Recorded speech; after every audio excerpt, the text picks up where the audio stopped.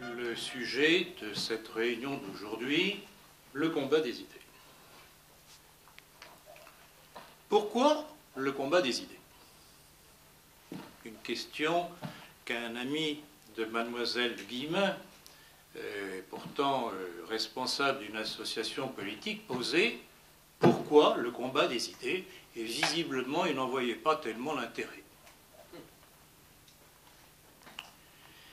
Il ne comprenait pas que si le combat des idées est nécessaire et de tous les temps, c'est parce que cela représente l'affrontement constant depuis le début de l'humanité entre la vérité et l'erreur, qui a sa transposition dans le domaine politique et religieux.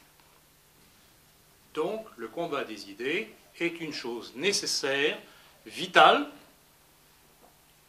car cela concerne notre propre existence, notre salut, dans la mesure où ceux qui font les lois cherchent à pervertir la société et, au travers de la société, nos familles et nous-mêmes.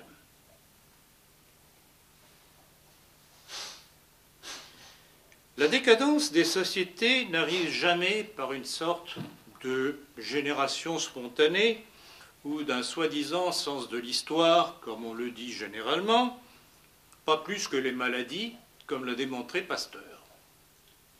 Elle apparaît sous l'effet d'une fausse notion de l'homme et par l'effet de faux principes. Cela aboutit à ce que nous vivons, l'anarchie et la destruction de la société avec sa composante essentielle, la famille. Dans la défense de notre héritage national, intellectuel et religieux, la critique historique des idées est nécessaire, comme le remonte en médecine, des symptômes à la cause pour en trouver le traitement. D'où la nécessité du combat des idées, que trop de nos contemporains oublient de mener, croyant qu'il suffit de déposer un bulletin de vote dans l'urne, ce qui est évidemment plus facile, moins contraignant. Et pourtant, il faut s'investir dans l'action de formation et de reconquête des idées. L'écrivain Sainte-Beuve, déjà à la fin du XIXe siècle, reprenait une formule que l'on a attribuée à Bossuet, je cite, « L'individu ne raisonne pas nécessairement faux sur des bases exactes, il raisonne juste sur des bases fausses. » Mais c'est tout le problème de l'information médiatique et de la formation dans les écoles de la République. Tout à l'heure à table, un de nos convives disait « Les peuples n'ont que ce qu'ils méritent ». Oui et non. Parce que si les peuples sont induits en erreur, ne comprennent pas le pourquoi des choses que l'on leur impose, comment voulez-vous qu'ils aient un jugement éclairé pour savoir se prémunir des idées fausses? Il faut donc qu'il y ait parmi les élites des gens qui osent dire les choses, rappeler le pourquoi des choses, quitte à se faire mal voir.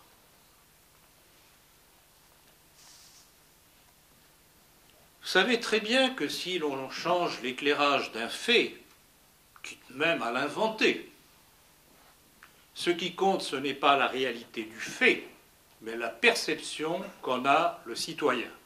Et c'est ça qui va induire son vote.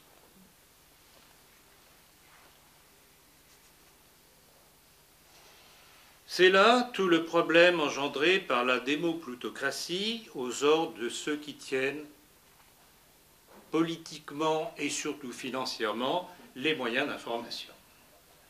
Et voilà pourquoi ce n'est que par la reconquête des esprits, par nos petits moyens personnels, familiaux, amicaux, que l'on peut insensiblement faire passer l'information, occultée, y compris dans ce qu'on appelle notre presse.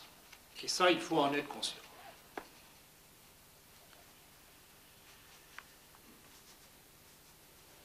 Il faut cesser de rêver d'un homme providentiel. Nous devons nous battre d'abord pour des idées, pour des principes.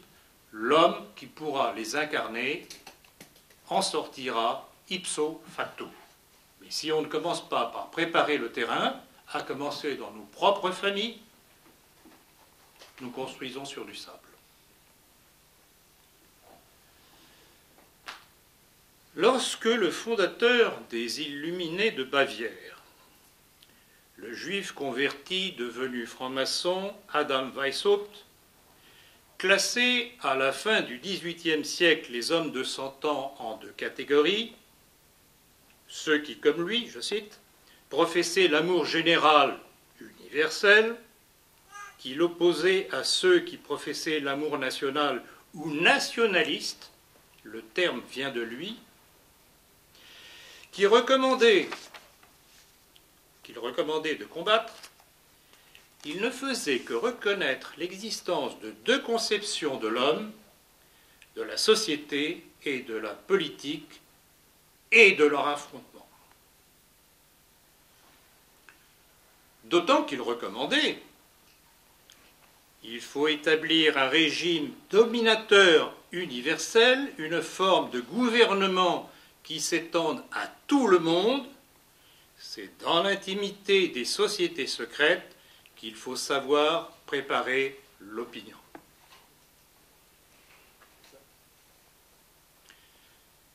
Il définissait ainsi le combat des idées selon le critère des conjurés de la Révolution dite française.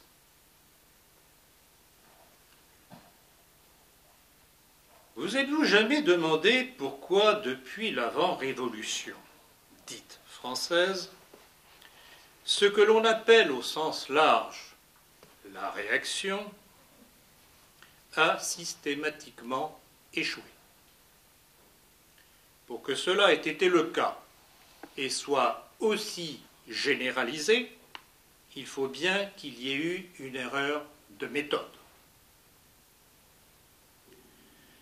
Aussi, un rappel historique me semble nécessaire à la compréhension de ces échecs. Louis XVI, plutôt que de faire tirer sur la populace stipendiée par l'argent anglais de William Pitt, celui de Philippe Égalité, celui protestant et juif, et excité par les mots d'ordre des clubs maçonniques, interdira à ses gardes de réagir et les laissera massacrer. Erreur tragique dont nous ne cessons de payer les conséquences que d'avoir confondu cette populace avec le peuple français. Peuple français qui, plus encore que l'aristocratie, souffrit de l'Holocauste révolutionnaire, car l'on sait que l'aristocratie n'est entrée que pour 5% des victimes de la terreur. Ce que Robespierre, à la tribune du Club des Jacobins, confirmait par cet aveu: tout le peuple de France est contre nous. Ce fut la raison de la terreur. Quand on n'a pas l'adhésion du peuple, il faut le terroriser pour le briser. Ce qu'ils ont appelé la démocratie.